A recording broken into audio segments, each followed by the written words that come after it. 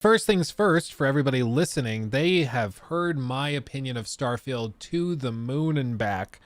I'm Wow. not Yeah. sure they know your opinion of the game. What are your thoughts? Yeah. We haven't done a review. Straight into the tips and tricks, and that has been my life ever since I got back from Bordeaux. Because I fell immediately in the embargo. So yeah, we've been doing a lot of tips and tricks. I am loving the game. I think yeah, it's really good. I think my expectations were right. I wasn't like expecting this space sim.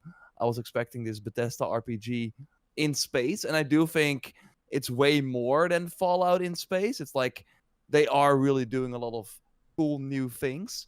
And I'm just I we talked about it I think on the podcast as well, and just before like or when they did the Starfield Direct, or even like last year, Todd Howard already said like 1,000 planets, and I was like, but why? Like that doesn't sound like a cool thing at all. Why are you like saying as if it's like a cool feature?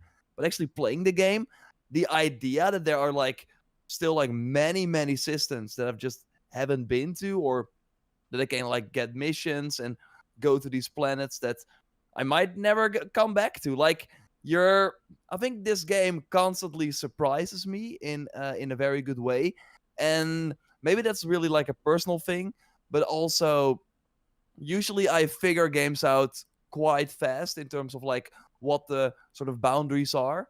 And in this game, it feels like kind of endless. And I'm constantly seeing new stuff, and I'm constantly getting distracted. And there's just we barely scratch surface. Like it feels weird to say that when, of course, the game officially came out, or today, right? Yeah, it's today. Yeah. It's Yep. like the official launch, but we of course have been playing before release. Um, and like I think it's gonna be fascinating also with the community to find things out, and like discover cool quest lines, cool hidden items, cool combinations. um I'm kind of blown away by it. I think it's really fun. Totally see the sort of issues it has. I do think having a sort of vehicle, we talked about that before as well, would have been cool. I do think that sometimes running for 600 meters kind of too long. But like that, and of course, like some of the menus, I personally don't really mind just being able to fast travel from from my location to the next sort of yeah, completely different system, completely different planets with one press of the button. I think that's pretty convenient, although I get why, yeah, it kind of like ruins the sort of space exploration that some people like. Although you can then still play it that way, it will just be a bit slower. So I'm really loving it, and I think the story is surprising without spoiling, of course, anything. And I'm almost at the end. I've been like doing a lot of side content, so I was like, okay, I'm gonna do the main mission now, and especially the second half gets really good in my opinion. So that's kind of my take so far. Yeah. And Joe. I see here in the chat Theo Brainer, Jor's bot, and to be fair, and you say in the title of this stream, Starfield drama, and I gotta be honest, I'm only seeing positive stuff. I might be in this like amazing bubble where everyone is like happy, but I'm not seeing a lot of negativity. Only the reviews, like some of the 7 out of 10s, which I think is like pretty low for what this game is. Um, so yeah, that's kind of my short take, but I'm sure we will get more into it. Oh yeah. No, I mean everybody's heard my uh opinions, and I think it's a pretty good game. I think it's far from a masterpiece. Um I think what Bethesda is really good at is pretty much antithetical to most of what Starfield presents. So they're typically really good at hand-placed environments, environmental storytelling, handcrafting environments that tell stories, in other words. That's what they're really good at. That's one of my favorite parts of Fallout 3, of Fallout 4, of Skyrim, Oblivion. Like, you can just walk into any building and there's going to be a story told passively by way of the environment and how they've crafted things. I mean, the common example I've seen a ton of people bring up is that, like, in Fallout 3, you can go I forget what the exact name of it is. But there's an area you can go to where there's like a dining hall, a cafeteria, and then the floor has little slits in it as you walk on it, kind of like a metal grate. And you can crawl and get under there while exploring.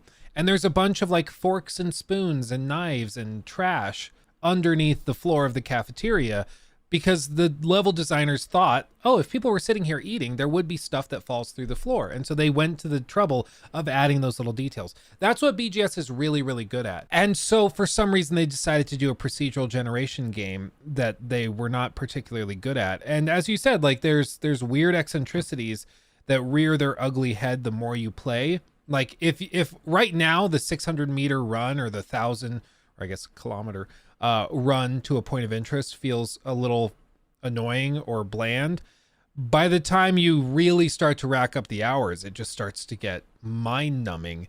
And especially when it would be so easy to fix. Like it would be so easy for them to fix, and yet they didn't. And I think it's because if they gave you vehicles, then you'd reach the invisible walls very quickly, and they didn't want people to do that, so they didn't give you vehicles. But I mean, it's just all told, I think it's a good game, but it has a lot of really funky, weird things about it that mods will be able to fix very, very quickly, and I think will greatly improve. However, it's a classic BGS game. It's a pretty good game that modders will make great, and in some ways, that's exactly what we were expecting. One thing I do want to give both of us a pat on the back for is that we both had the Metacritic score like nailed when we were guessing about it 2 weeks ago on the show. Like, yeah, I said 88 and you were 86 or something, or 87, like around that too, right? yeah. It's like I think I said high 86. 80s. I usually give a range, like probably 86 to 89, somewhere in there. And it's floating right about like 87, I think, on 87, Xbox. Yeah. So it's crazy. But I mean, all that told, was- I think a lot of people are having a lot of fun with it. There's always going to be drama surrounding some games. There's drama right now. It's kind of shifted. The drama from the 7 out of 10s and the 8 out of 10s has died down. I mean, I'm gonna like say this. I've been following the Starfield Reddit, and I really think that those reviews actually helped put some people like put their boots back on the ground a bit. And then when they actually start playing, they're like, wait, this is way better than the 7 out of 10 that I was like expecting. Of course, we had the direct, then the sort of expectations were sky high, but then it kind of went down. And I think, especially what I'm hearing from New Game Plus and how amazing that is, which I can't wait. I just can't wait to try that out. I already have some ideas where that's going. And like, I personally, I'm just like constantly like, for me, I haven't had those moments where I'm like, what am I actually doing? Because there's so much good stuff that I can still do. So maybe at one point, if I've done like all the faction quests, all the story missions, and I'm indeed going after, I don't know, some resources or something, then maybe it will be a bit less interesting. But so far, I'm just like, I just want to keep playing. I'm just really sort of addicted to it. And there are like some little things, but I like the menus, the inventory management constantly, obviously, and just like, so the persuasion is kind of weird. That they could have done a better job with that. You're like, hey, just give me the key. Oh, that's a good point. And then he gives you the key. Yeah, Like, I won't go into detail for spoiler reasons, but there is it part of the main story or faction quest? I think it's a faction quest line, actually. Okay. And it might be the one you're thinking of, because it's basically that. Like, there's a character that has an extremely valuable thing in their possession. And they're kind of guarding like a safe, basically, that's holding this thing. And they have the code to the safe to get this really valuable thing, and no one else does. And you can just like go ask, like, pretty please, and they just give it to you. It's like really, really weird. And the way they justify it in the dialogue is that they're just like, just please don't tell anyone. I've had a long week. And it's just like, we're just like, what? Like, okay. Yeah, It's so weird. That sure is kind of weird. That sure is kind of weird. Yeah. But like here also in the chat, the faction quests are so good. I totally agree. They really like put you in a completely different role. So I just think that they did a great job with those. And just I think going to a planet each time, and even though it's only like the sort of scenery is different, I think it's kind of awesome because usually in like a big open world game, even if you like go to an outpost, you're like, there must be something here because there's like this locked cage or there's like this door that I can't open yet. I'm sure that I will, like, I'm clearing this now. I'm sure in like 30 minutes when I pick up the side mission, I will be back. And in Starfield, you're constantly going to brand new locations you otherwise would not have thought of to go to, although you can go there before that. So I think the amount of like smaller levels actually works really well for the sort of mystery and constant surprise in a game like this. And I think like the combat is actually surprisingly great for what I've been playing. I think the shooting works pretty fine. I've been like playing quite a lot in third person mode, even though that's of course not ideal. But I do like that it's pretty easy to do compared to previous Bethesda games. And I think overall I'm just wanna keep playing, and I'm just curious where they will go next. I totally think the sort of impact of your choices, like for example, I have theft rank 4, so I'm stealing weapons now from NPCs. Like there's one a 3-star ranger chick, Emma. I was like sneaking. I was like, what the heck? She has like a legendary sort of weapon. And then you steal it, and then the next time you go on a mission with her, and she doesn't have a weapon. It's like funny stuff like that, and it's constantly like, is that possible? And of course, it is. Or you have this like, oh, we have to like talk this guy, we have to persuade him or think of a way for him to like show his fault or whatever. And I was like, let's see if I can just crouch, get the key.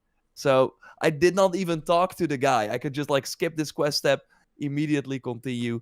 Stuff like that is just, there's just so much possible in this game.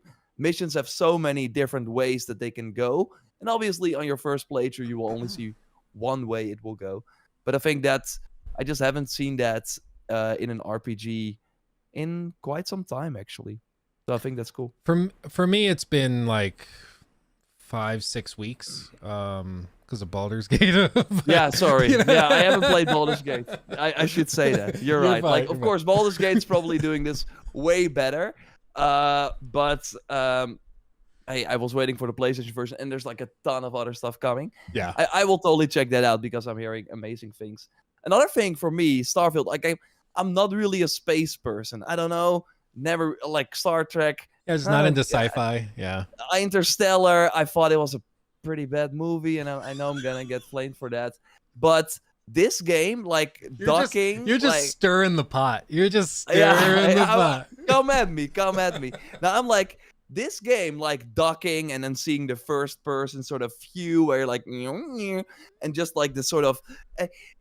Normally, I'm not a space person, but now I'm like, yeah, let's go. I want to go to each planet. I love that if you take a photo with the photo mode, it actually appears in your loading screen. Mm-hmm. That's super cool. Brilliant. Yeah. That's super cool. Like, I don't know like, why other games aren't doing that. Yeah, it's no brainer. Yeah, that's like a super brilliant thing that actually makes, because usually photo mode's only for like a small portion of the players, but now it's like, oh yeah, I went to that planet for that mission, and here, you got some photos of that.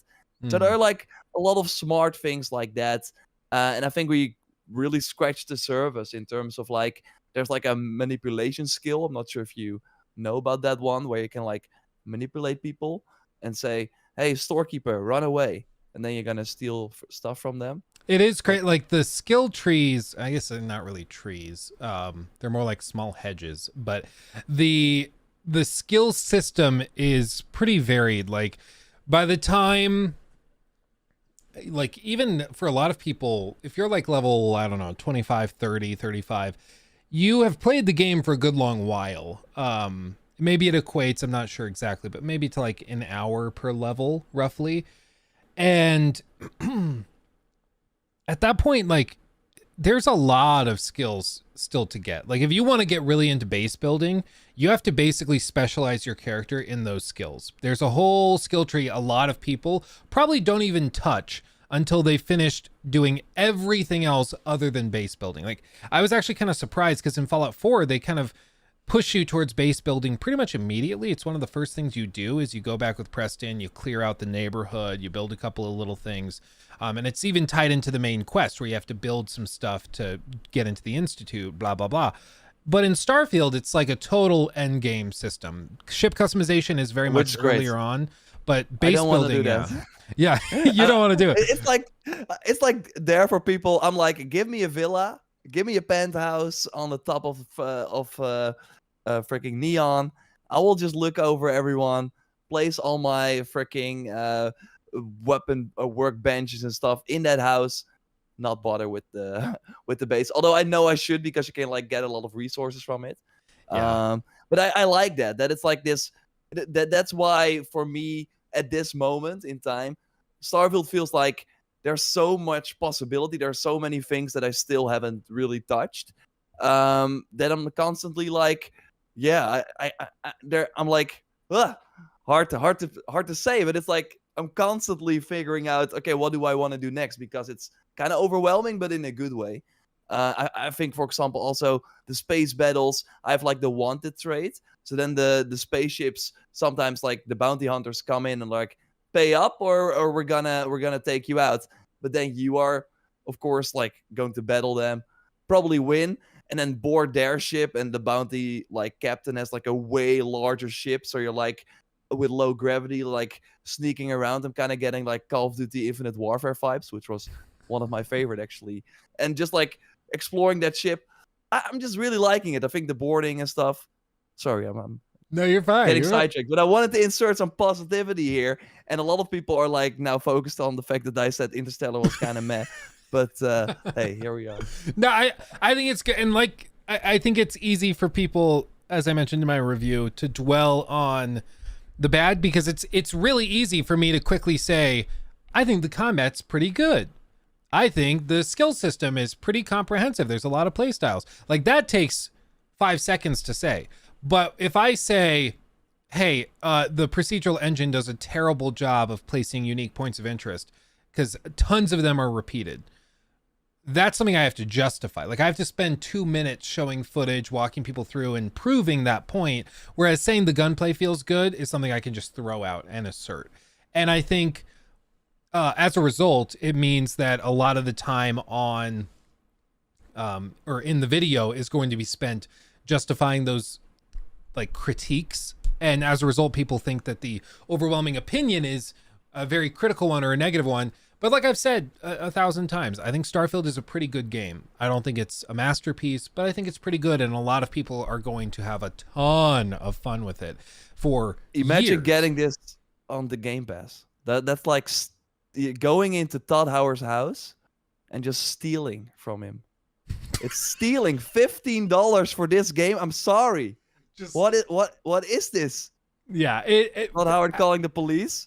This what the heck, dude? Quality of game. I mean, I would love, honestly, to know the numbers involved with we're gonna get them. Early access. Well, what I mean specifically, like, the 35 or 36, whatever it was, dollar upgrade versus the people playing through regular Game Pass. Because I mean, on Steam, there were 240,000 concurrent players that paid for the premium for $100 a piece.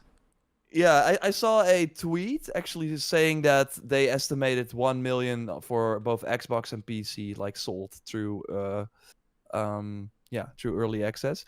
And to be fair, I saw that as well. Like I was already posting tips and tricks around the early access, and they already did really well. Mm-hmm. And like on TikTok as well. So and even like in the UK charts, number 7 was the Game Pass upgrade. So not even the premium edition, but the upgrade for so then you go to a UK like GameStop or whatever they have, and then you grab the box, you only get a code, you need Game Pass at home, and then you can like, it's kind of crazy, but It was a number 7. That's wild. Yeah, I mean, and looking at the stats right now, I mean, to be fair, it is a Wednesday afternoon here in the States. So this isn't necessarily the best indicator, but right now, global launch, it's at 267,000 players. So that only puts it behind Baldur's Gate 3 at 369,000, Dota 2 at 550, and Counter-Strike, of course, well over 1.1 million. But I mean, it's doing very, very well, and that's on Steam. And a lot of people who probably waited for day one and not day -5 are probably Game Pass. So I'm sure it's doing very, very well. But my question is just, I would love to know the numbers as to whether this is truly viable for Xbox, because this was a very expensive game to make. And of course, it's getting a ton of attention. Lots of people are playing it, but that doesn't mean necessarily it was profitable. To be fair, you could argue like how much did they pay for Bethesda? Well, for ZeniMax, 7.5 billion. 7.5. You could argue that this game cost Microsoft like 2 billion. Like this is the reason why they bought it. Like this short, because otherwise they only had Forza this year. If you think about it, yeah, so that would have been like a disaster. I mean, the other piece of it is that they get the benefit of ZeniMax's debt. They get the access and all of their IP, all of the assets under them. Yeah, so that's more long term, obviously. But like, it is always about Bethesda Game Studios.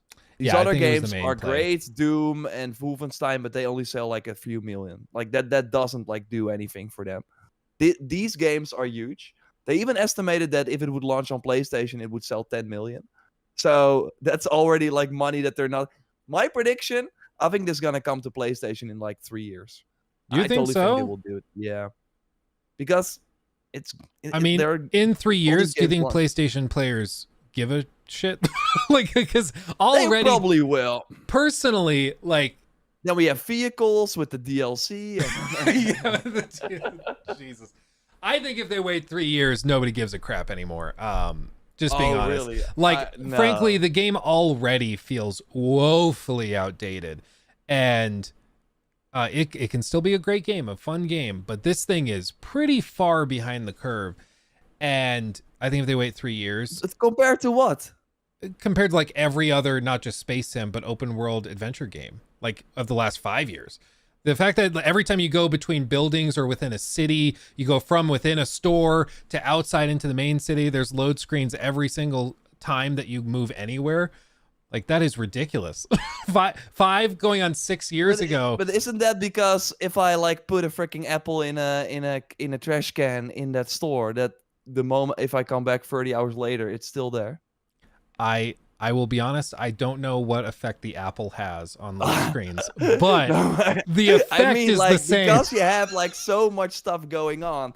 I'm like giving this freaking outfit to this character at like hour 5, and then 100 hours later, I'm like, give me that outfit back, and she will still have it, or whatever. Like there are so many systems in place, and to be honest, I prefer them exploring these things that just not a lot of other games do, and then maybe have the loading screens, which are like very snappy. Sure, they are there. Would have been nice to enter a store immediately, which happens sometimes. Only like the bigger stores. But this is all just justification, and I love you to death.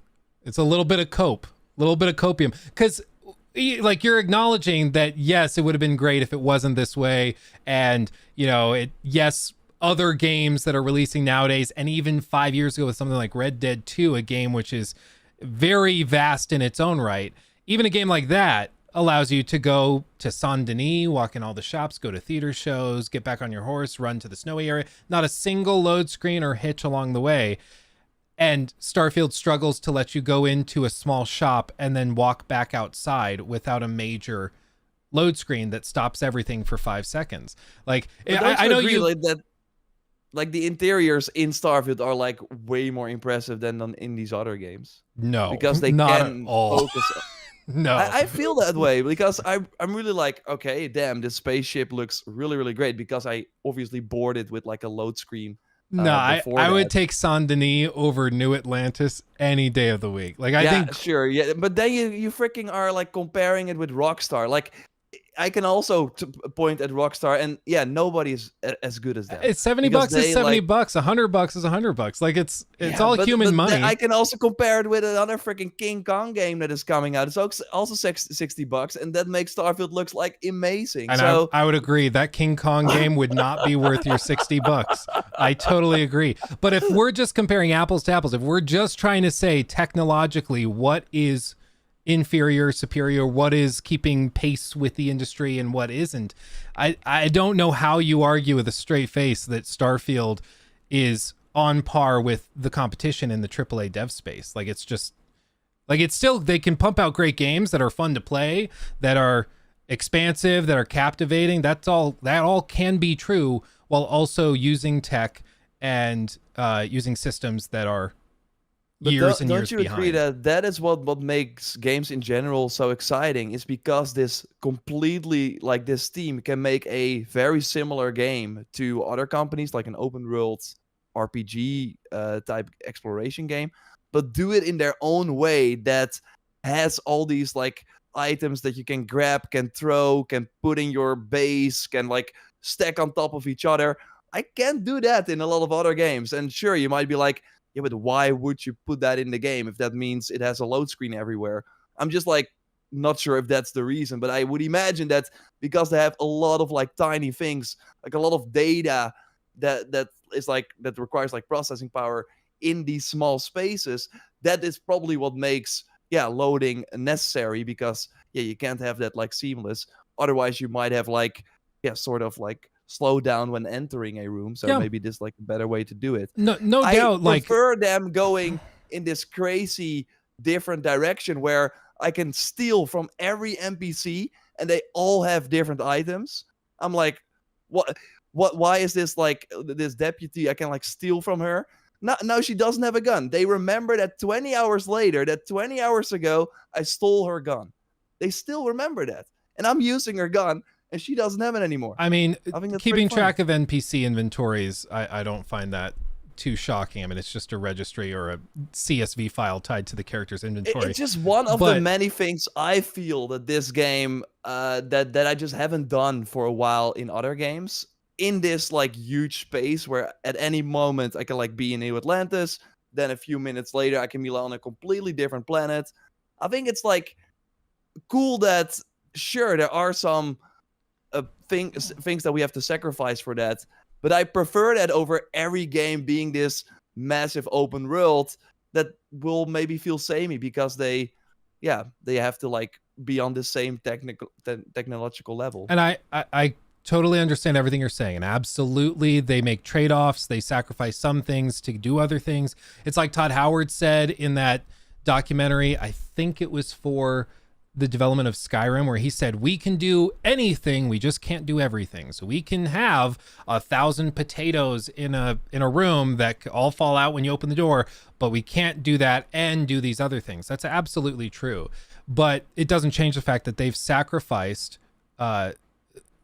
like staying on par and on pace with the other developers in the industry in terms of open world adventure staples such as no load screens, seamless experiences throughout. They've sacrificed that to do these other things. And you might be totally fine with these other things. You might love these other things so much that you don't care about the sacrifices, which is great. But you have to still acknowledge that it is technologically, they sacrifice this stuff in order to achieve these other things. You love these things, that's awesome.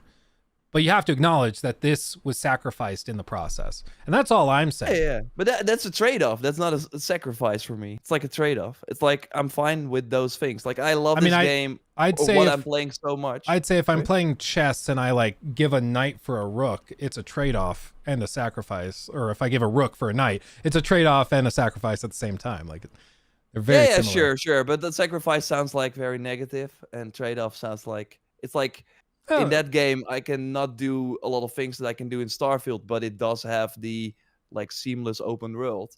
While in Starfield I do have to load everywhere, but personally I don't mind because of the experience they are giving me. Yeah, and I guess you could flip it the other way. I mean, if it sounds negative, you could flip it and be like, yes, in a game like just to use what we've been saying, like in a game like Red Dead, yes, you have a seamless experience while exploring, which helps with immersion, all those other things, but they sacrifice having thousands of potatoes in a room. It's a sacrifice. You don't get that thing, sure. you know? So it is true that there's sacrifices and trades that happen. Absolutely. Yeah, and I totally think that I'm like copium. I see it a lot. Like I totally think that I'm still like really like loving this game, enjoying it a lot, and I just don't really mind. I totally see all the negatives. I just don't mind. They're not like really.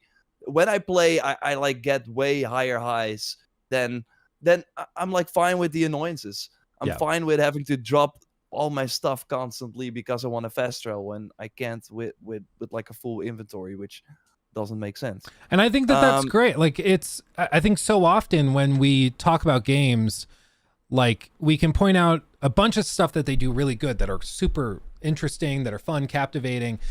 And then we list the things that it doesn't do well or that are less than ideal, right? Like the load screens. We can all agree that, yeah, if there were no load screens, that would be better. Yes. But what inevitably happens is I think people, when they really love something, they feel attacked when somebody criticizes it. It's something deep within our little monkey brains. Yeah, sure. And so we want to like deflect and dodge and defend it at all costs, when sometimes it's as simple as just like, yeah, no, it would be better if there were not just individual tiles that you load into. It'd be great if you could just explore the planet. Like, is it that big of a deal to me? No. But yeah, I guess it would be cool if they could do that. And clearly they sacrifice that, you know? I personally just think that to kind of round this out, that the choice they made, like also like the outpost, we mentioned that briefly, just how in depth the ship customizer is, and also just how it's just there. You don't have to, like, you can't just buy a ship outright. You can get some for free, but if you want, you can make like crazy stuff, and also like how the interior, like inside, just looks completely different. I think stuff like that is just really really cool. Yeah, and the thing I will glad happily agree with is the ship customization. Yeah. Whatever you say about Starfield, you gotta admit it feels pretty cool to build your own ship and then to walk the hallways of it. Like at one point, this is like gonna make me look like such an OCD freak.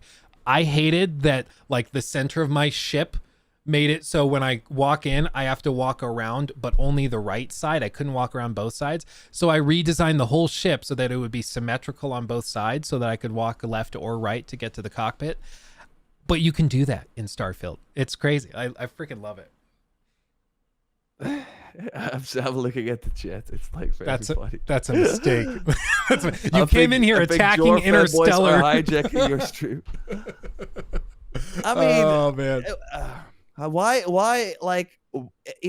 is it all about one house? We're watching this movie about space, and it's like all a house like in the freaking wild. I don't why is it like so small? It's like playing Returnal, and like I remember I booted that up for the first time. It's like, oh, this is interesting, and then all of a sudden it's like, oh, I'm in just like a little house. All of a sudden, I'm like, what? PT? Yeah, like what is happening? Yeah. Oh man. No, but like for some things that I totally think will at one point become clear. Like for example, I don't think there are really builds in Starfield in terms of like stats. There are stats on gear, but who really cares? Yeah, I totally think there are. Yeah. So there are like a lot of things that will, of course, at one point like kind of I'm just curious about the tail for this game. Right now it kind of seems endless. There's a lot to do, but if at one point all the missions you have left are from that mission board, right, which is like the same mission over and over again, yeah, that will get boring over time. But I do think what they are trying with New Game Plus, without spoiling it, sounds really cool. And I think I wasn't expecting like that sort of the story to go in such a cool direction. He took my thing.